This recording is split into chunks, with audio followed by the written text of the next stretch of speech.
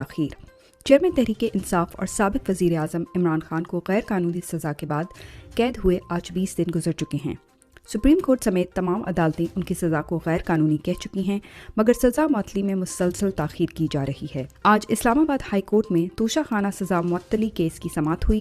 Election commission کا وکیل اچانک بیمار ہو گیا، پیش نہ ہو سکا، جس کے بعد سماعت سوموار تک ملتوی کر دی گئی۔ عمران خان کے وکلاء نے کہا کہ وکیل کو پیش ہونے کے لیے 1 گھنٹے کا وقت دیں، اگر نہیں آتا تو فیصلہ سنا دیں، مگر جسٹس عامر فاروق نے انکار کر دیا۔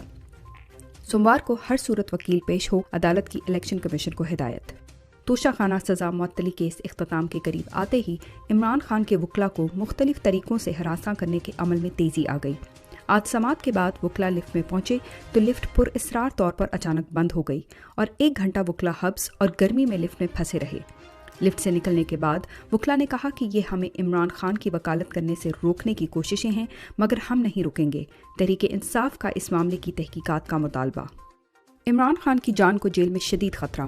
چیئرمین عمران خان کی بیگم بشرا بی بی نے آج سپریم کورٹ میں بیان حلفی جمع کروایا، جس میں بتایا کہ غیر انسانی سلوک کی وجہ سے سابق وزیر اعظم کی جیل میں صحت کمزور ہو رہی ہے، ان کی جان کو شدید خطرہ ہے اور ان کا وزن بھی کم ہوتا جا رہا ہے۔ عدالت اس معاملے میں ایکشن لے۔ عمران خان کو انصاف کی فراہمی سے مسلسل انکار عدلیہ کے چہرے پر ایک بدنما داغ بن چکا ہے۔ اسلام آباد ہائی کورٹ کے چیف جسٹس نے ایک جعلی اور بوگس مقدمے میں ناحق طریقے سے سزا کا فیصلہ سنانے میں جج دلاور کے ساتھ گٹھ جوڑ کیا، جس میں وہ بے نقاب ہونے کے بعد غیر ضروری التوا کے اعلانات کے ذریعے انصاف میں تاخیر کر رہے ہیں۔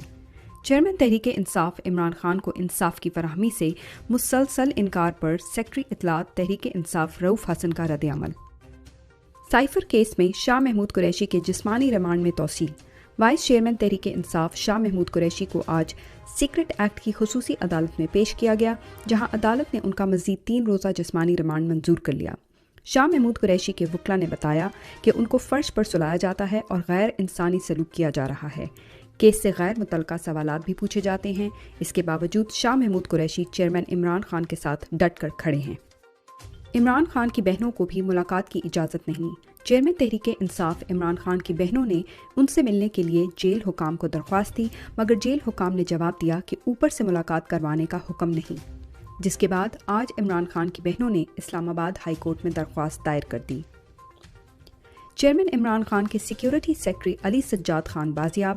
عمران خان کی گرفتاری والے دن پولیس نے سجاد علی خان کو بھی اغوا کر لیا تھا، جس کے بعد ان کو کسی عدالت میں پیش نہیں کیا گیا، جس کے خلاف تحریک انصاف نے لاہور ہائی کورٹ میں درخواست دائر کی تھی۔ آج ہائی کورٹ میں علی سجاد کو پولیس نے پیش کیا، جہاں عدالت نے ان کو رہا کرنے کا حکم دے دیا۔ ملک بھر میں بجلی کے بلوں کے خلاف عوام سراپا احتجاج۔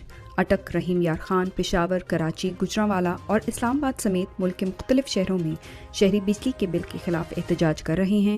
عوام نے بلوں کو آگ لگائی اور سوموار سے پہیہ جام ہڑتال کا اعلان کر دیا۔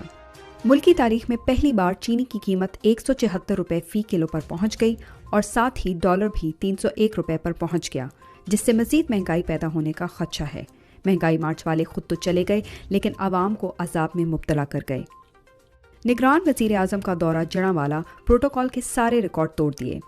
نگران وزیر اعظم انوار الحق کاکڑ نے آج درجنوں گاڑیوں کے ساتھ جڑانوالہ کا دورہ کیا، جہاں ان کے پروٹوکول کے لیے سڑکیں بند کرنی پڑیں۔ پہلے سے دکھی شہریوں کو مزید تکلیف کا سامنا کرنا